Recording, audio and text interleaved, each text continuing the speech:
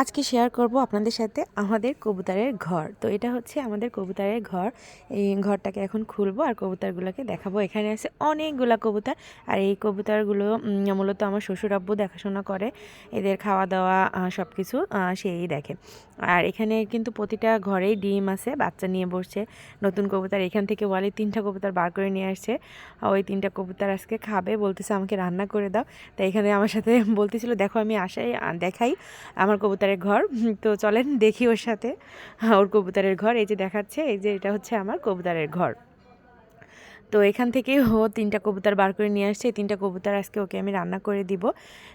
কবুতর খেলে রক্ত হয়, এগুলোই আলাপ আলোচনা করছিলাম ও আর আমি।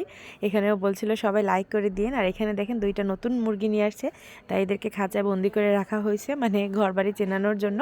আর এখানে রান্না করে নিয়েছিলাম কচু ভাজি, লাল শাক, যেহেতু খেতে দেখছেন যে প্রচুর পরিমাণে লাল শাক হয়েছে, তো এখন লাল শাক প্রতিদিনই খাওয়া হচ্ছে।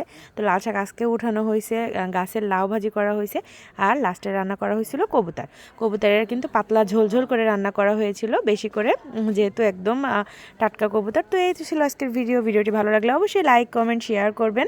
সবাই ভালো থাকবেন, সুস্থ থাকবেন। আল্লাহ হাফেজ।